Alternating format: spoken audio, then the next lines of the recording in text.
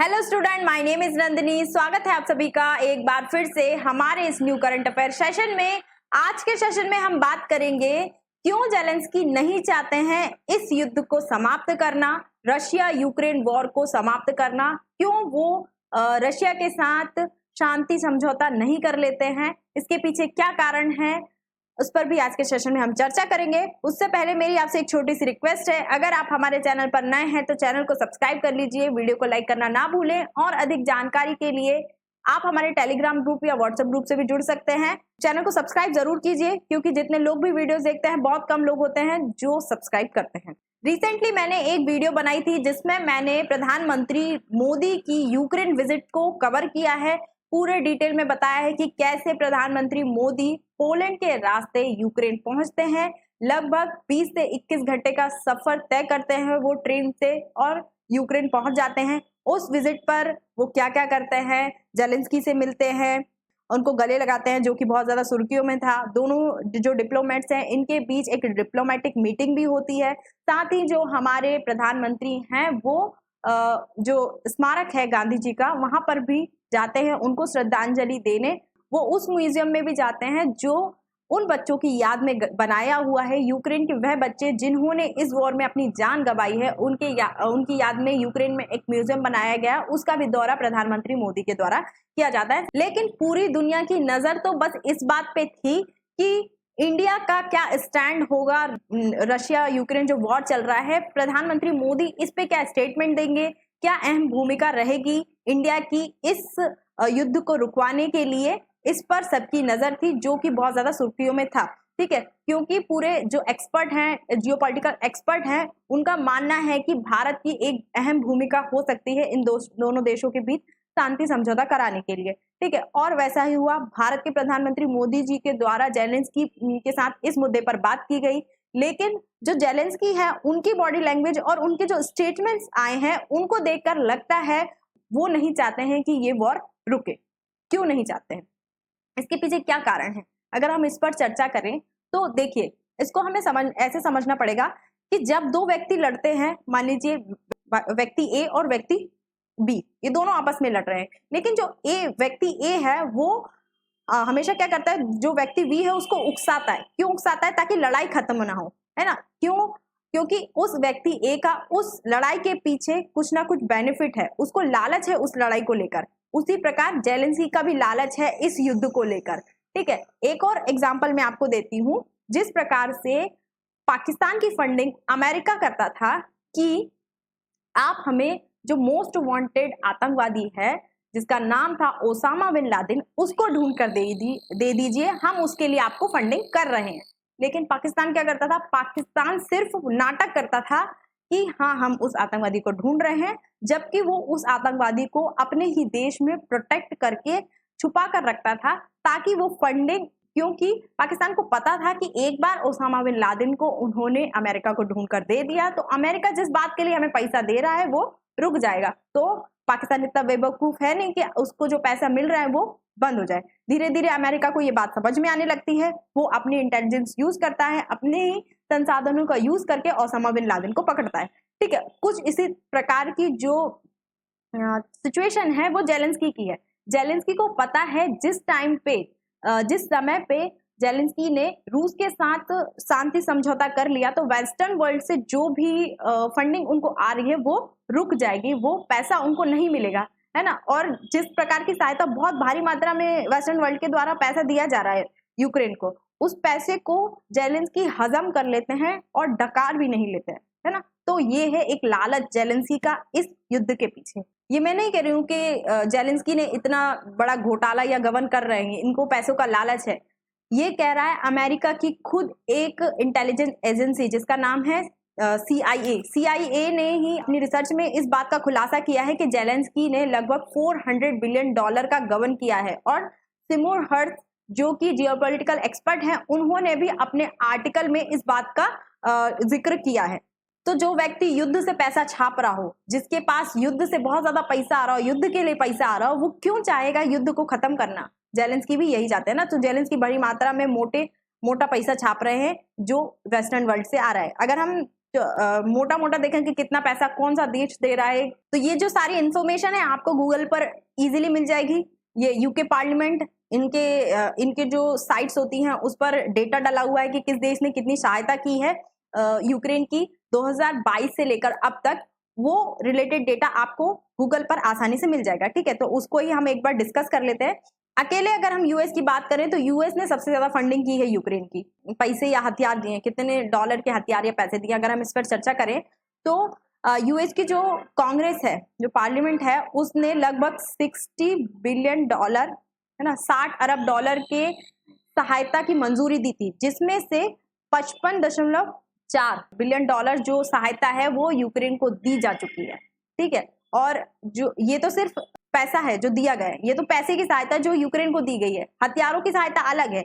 और रिसेंटली जब हमारे प्रधानमंत्री मोदी जी विजिट से वापस आए थे, मैंने ये आपको पहली वाली वीडियो में बताया कि अमेरिका ने एक और अनाउंसमेंट की है यूक्रेन की। अमेरिका ने 125 मिलियन आर्थिक सहायता या सैन्य सहायता का डिक्लेरेशन किया है, अनाउंसमेंट कर दिया है कि 125 मिलियन डॉलर की सहायता और करेंगे वो अब यूक्रेन की। इसके अलावा अगर हम आर्म्स की बात करें, हथियारों की बात करें कि कितने रुपए के हथियार या कितने डॉलर के हथियार अमेरिका के द्वारा दिए गए हैं यूक्रेन को, लगभग 46 अरब डॉलर 46.2 बिलियन डॉलर के हथियार अमेरिका ने यूक्रेन को दिए हैं। ये तो थी यूएस की बात। यूएस के अलावा अगर हम यूके की बात करें कि यूके ने कितनी सहायता की है, तो यूके ने 12.5 बिलियन पाउंड्स जो कि जो डॉलर है उससे भी ज्यादा महंगा होता है, 12.5 बिलियन पाउंड्स यूक्रेन को दिए हैं। उसके बाद अगर हम नाटो संघ की बात करें या यूरोपीय संघ की बात करें, वो दी है 1.1 बिलियन यूरोस। 1.1 बिलियन यूरोस की सहायता नाटो संघ या यूरोपीय संघ के द्वारा यूक्रेन की गई है 2022 से लेकर अब तक। उसके बाद अगर हम G7 ग्रुप की बात करें, जो G7 ग्रुप है, इनका अनाउंसमेंट है कि ये 50 बिलियन डॉलर और भी दे सकते हैं यूक्रेन को, ठीक है। तो इतनी भारी मात्रा में यूक्रेन को पैसा मिल रहा है। अगर हम हथियारों की बात करें कि कौन सा देश कितने हथियार दे रहा है, तो यूएस का तो मैं बता चुकी हूँ, 46.2 बिलियन डॉलर के हथियार इन्होंने 2022 से लेकर अब तक दिए हैं। ये जो रिपोर्ट है, ये जो आपको आंकड़े दिख रहे हैं, ये यूक्रेन के ही एक थिंक टैंक के द्वारा प्रस्तुत किए गए हैं, जिसे बीबीसी ने कवर किया था, ठीक है। उसके बाद अगर हम जर्मनी की बात करें तो जर्मनी सेकंड नंबर है हथियार देने में यूक्रेन को। इसने 10.7 बिलियन डॉलर के हथियार यूक्रेन को दिए हैं 2022 से लेकर अब तक। उसके बाद तीसरे नंबर पर है यूके, 5.7 बिलियन डॉलर के हथियार जो है वो यूक्रेन को इन्होंने दिए हैं, यूके ने। उसके बाद आता है डेनमार्क 5.2 बिलियन डॉलर के हथियारों के साथ। उसके बाद आता है नीदरलैंड 2.1 बिलियन डॉलर के हथियारों के साथ। उसके बाद आता है पोलैंड 3.2 बिलियन डॉलर के हथियारों के साथ। फिर आता है पोलैंड 2.9, उसके बाद फ्रांस 2.9 बिलियन डॉलर। उसके बाद कनाडा 2.1 बिलियन डॉलर के हथियार इन्होंने 2022 से लेकर अब तक दिए हैं। और अगर हम फिनलैंड की बात करें, 1.9 बिलियन डॉलर के हथियार इन्होंने यूक्रेन को दिए हैं। ये है हथियार। इनकी आर्थिक सहायता अलग है ना, इन देशों की आर्थिक सहायता अलग है, जो कि मैं इसमें काउंट ही नहीं कर रही हूँ। अकेले अगर हम यूएस की मतलब हथियारों और आर्थिक सहायता दोनों को मिला ले तो लगभग 100 बिलियन डॉलर की आर्थिक सहायता अभी तक अमेरिका के द्वारा यूक्रेन की जा चुकी है, ठीक है। तो इतनी ज्यादा में पैसा देखकर जो जेलेंस्की हैं उनका दिमाग सटक गया है, उनका दिमाग खराब हो चुका है। किसी का भी दिमाग खराब हो जाएगा जो इतने मात्रा में अगर फंडिंग आने लगी तो। और जेलेंस्की को ये पता है कि ये जो फंडिंग की जा रही है, ये जो पैसा मिल रहा है, ये जो हथियार मिल रहे हैं, इसका एक भी पैसा, एक भी रुपए, एक भी डॉलर उनको वापस नहीं करना है वेस्टर्न वर्ल्ड को। इसलिए उनका जो लालच है वो दिन प्रतिदिन बढ़ता जा रहा है। इसलिए वो नहीं चाहते हैं कि ये जो वॉर है उनके साथ रुके। ठीक उसी प्रकार जिस प्रकार पाकिस्तान नहीं चाहता था कि अमेरिका की जो फंडिंग है बंद हो जाएगी अगर वो ओसामा बिन लादेन को ढूंढ कर दे देगा, इसलिए वो उस ओसामा बिन लादेन को अपने ही घर में छुपा कर रखता था और सिर्फ उसे ढूंढने का नाटक करता था। इसी प्रकार जो जेलेंस्की हैं ये भी सिर्फ पीस चाहते हैं, उसका नाटक कर रहे हैं, लेकिन ये करना नहीं चाहते और ये दबाकर जो भी वेस्टर्न वर्ल्ड से पैसा आ रहा है उसमें गबन कर रहे हैं, उसके साथ धोखाधड़ी कर रहे हैं जेलेंस्की, ठीक है। तो इतना पैसा देखकर किसी का दिमाग खराब हो जाएगा। वो जेलेंस्की जो लगभग 400 अरब डॉलर का गबन करके बैठे हैं यूएसए का, वो इंडिया को ज्ञान दे रहे हैं कि इंडिया को क्या करना चाहिए और क्या नहीं करना चाहिए। मैं इनके स्टेटमेंट्स आपको दिखवाती हूँ कि क्या क्या स्टेटमेंट इन्होंने दिए हैं, ठीक है। तो ये जेलेंस्की का स्टेटमेंट है। इनका कहना है कि रशिया से जो इंडिया फ्यूल खरीदता है उसके बदले में जो पैसा रशिया को मिलता है भारत से, जो रूस है उस पैसे का इस्तेमाल किस में कर रहा है? युद्ध में कर रहा है। तो इंडिया ने रशिया की इकोनॉमी को वॉर इकोनॉमी बना दिया है। जिस जेलेंस्की के खुद के देश की जो इकोनॉमी है फिलहाल वॉर इकोनॉमी बनी हुई है, उसे वेस्टर्न वर्ल्ड से पैसा आ रहा है जिस वजह से उसका देश अभी चल रहा है, वो भारत पे ऐसा इल्जाम लगा रहे हैं। ठीक है, साथ ही इनका कहना है कि हम उस देश में जाकर कैसे शांति समझौता कर सकते हैं जिस देश ने यूक्रेन पीस डिक्लेरेशन पर साइन करने से मना कर दिया था। ठीक है, भारत ने इन्हें रिसेंटली इनवाइट भी किया था कि आइए एक टेबल पर आप और पुतिन बैठिए, जेलेंस्की और पुतिन बैठें और भारत मिलकर आप दोनों के बीच एक शांति समझौता कराएगा। तो इनका कहना है कि हम उस देश में जाकर कैसे समझौता कर सकते हैं।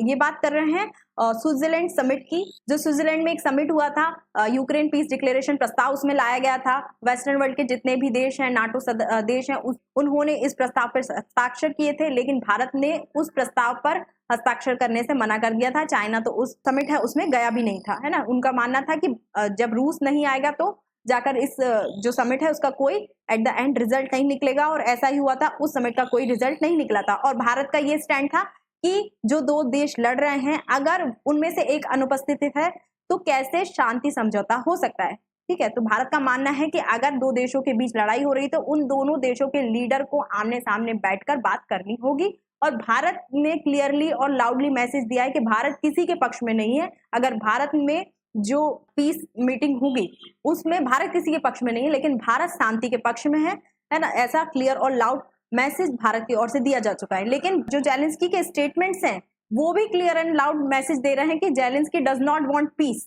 ये नहीं चाहते वॉर को खत्म करना, है ना। क्यों नहीं चाहते वो इसका रीजन मैं बता चुकी हूँ। इतने बड़ी मात्रा में अगर वेस्टर्न वर्ल्ड से इनको पैसा आएगा तो कैसे ये युद्ध है वो रोक देंगे। तो जेलेंस्की का कहना है कि अगर इंडिया उस पीस डिक्लेरेशन पर साइन कर देता है जिसमें ये कहा गया है कि रशिया एक घटिया देश है, रशिया अग्रेसिव है, तभी ये सोचेंगे कि भारत में आकर ये शांति समझौते पर बात करें। तो ये चाहते हैं कि इंडिया नेगोशिएट करे, ये अपनी तरफ से नेगोशिएट नहीं करना चाहते। क्यों? इंडिया क्यों नेगोशिएट करे? इंडिया की तो नीड ही नहीं है, नीड आपकी है।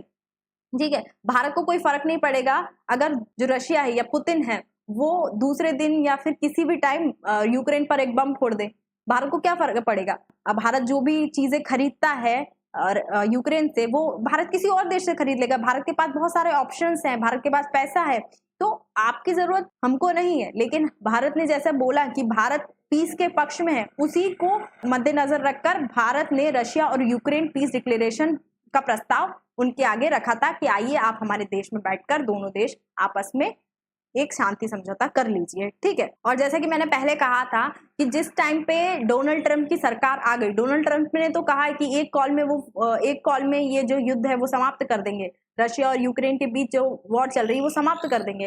ठीक है, तो जिस टाइम पे डोनाल्ड ट्रंप की सरकार आएगी यूएसए उसी टाइम पर फंडिंग करना बंद कर देगा यूक्रेन पर। और एक बार जब यूएस ने स्टेप बैक लिया, है ना, पीछे कदम बढ़ाया, जो नाटो देश है वो भी फंडिंग बंद कर देंगे यूक्रेन की। ठीक है, तो ये सोचना चाहिए जेलेंस्की को। फिलहाल तो उनकी आंखों में पैसों की चमक है। इंडिया से वो तब खुश हो जाते हैं जब भारत के प्रधानमंत्री उनको भीष्म क्यूब ना गिफ्ट करके अरबों डॉलर की सहायता दे आते, जिस प्रकार वेस्टर्न वर्ल्ड कर रहे हैं। तो इंडिया से भी वो बहुत ज्यादा खुश होते हैं और इंडिया के प्रति जो स्टेटमेंट दे रहे हैं, इंडिया के लिए जो स्टेटमेंट दे रहे हैं वो नहीं देते। इन सभी स्टेटमेंट का ये कंक्लूजन निकलता है कि जो जेलेंस्की हैं डज नॉट वांट पीस, ये नहीं चाहते हैं कि जो युद्ध है वो रुक जाए। ठीक है, तो आज के सेशन में इतना ही। आई होप आपको ये वीडियो अच्छी लगी होगी। अगर आपको ये वीडियो अच्छी लगी है तो चैनल को सब्सक्राइब कर लीजिए, वीडियो को लाइक करना ना भूलें, और अधिक जानकारी के लिए आप हमारे टेलीग्राम ग्रुप या व्हाट्सएप ग्रुप से जुड़ सकते हैं।